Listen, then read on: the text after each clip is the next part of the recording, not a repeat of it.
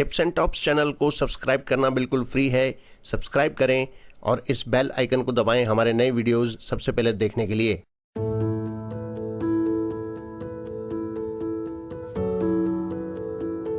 स्वामी राम सुखदास जी महाराज को शत शत नमन। आज का विषय है असत पदार्थों के आश्रय का त्याग करें। महाराज जी के शब्दों में, उत्पन्न और नष्ट होने वाली वस्तुओं के बिना मेरा काम नहीं चलेगा, ऐसा मानना स्वयं की खास भूल है। स्वयं परमात्मा का साक्षात अंश होने से सत्य और अपरिवर्तनशील है। संसार की जितनी वस्तुएं हैं वे असत और परिवर्तनशील हैं। ना सतो विद्यते भावो, ना भावो विद्यते सतः। असत की तो सत्ता नहीं होती और सत्य का अभाव नहीं होता। बचपन से लेकर आज तक देखें तो शरीर, शक्ति, योग्यता, खेल आदि का विषय, साथी, देश, काल, परिस्थिति आदि सबका परिवर्तन हो गया, पर मैं वही हूँ। सबका परिवर्तन हो गया, यह बदलने वाला तो हुआ असत, और मैं वही हूँ, यह न बदलने वाला हुआ सत्य। स्वयं सत्य होकर भी अपने को असत के अधीन मानना कि इसके बिना मेरा काम नहीं चलेगा, बड़ी भारी भूल है। शरीर के बिना मेरा काम नहीं चलेगा, रुपयों के बिना काम नहीं चलेगा, कुटुंब के बिना काम नहीं चलेगा, मकान के बिना काम नहीं चलेगा, कपड़े के बिना काम नहीं चलेगा, अन्न जल के बिना काम नहीं चलेगा। यह सब असत का आश्रय है। असत का स्वतंत्र अस्तित्व नहीं है। अगर उसका स्वतंत्र अस्तित्व होता तो उसको असत क्यों कहते? असत नाम ही उसका है जिसका स्वतंत्र अस्तित्व नहीं होता, जो किसी के आश्रित रहता है, जो निरंतर मिटता रहता है, जो निरंतर अदृश्य होता रहता है, जो निरंतर अभाव में जाता रहता है।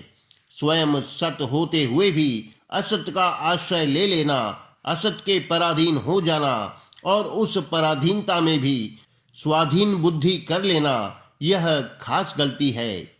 पराधीनता में भी स्वाधीन बुद्धि कैसे होती है, इसको आप इस तरह समझें। मान लें कि आपको एक चश्मे की जरूरत हुई।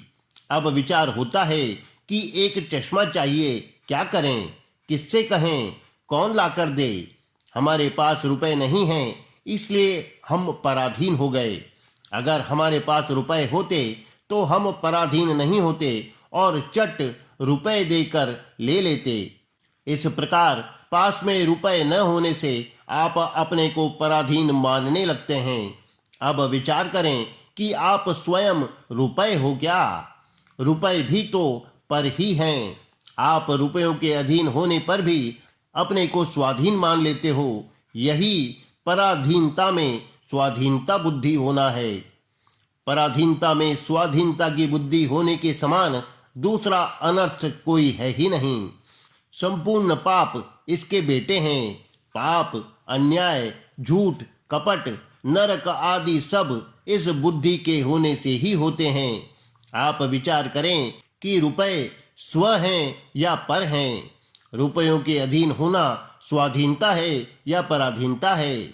परंतु आप पराधीनता में ही स्वाधीनता की बुद्धि कर लेते हैं कि हमारे पास रुपए होते तो हम चट रेल पर, हवाई जहाज पर चढ़कर चले जाते, यह ले लेते, वह ले लेते।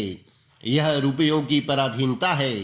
रुपए के बिना वस्तु नहीं मिलती, यह प्रत्यक्ष बात है। फिर हम स्वाधीन कब होंगे? हम स्वाधीन तब होंगे जब हमें किसी चीज की जरूरत ही नहीं रहे, न चश्मे की जरूरत रहे, न अन्न जल की जरूरत रहे, न कपड़े की जरूरत रहे।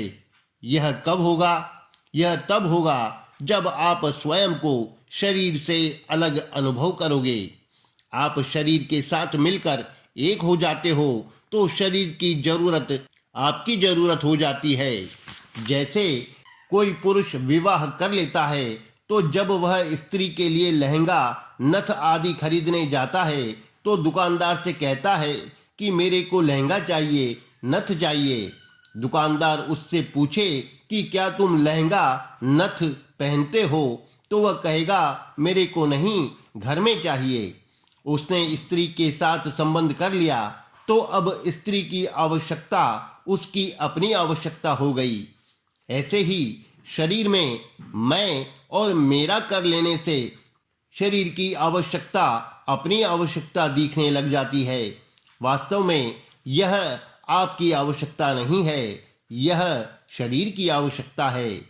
आपको किसी वस्तु की बिल्कुल आवश्यकता नहीं है।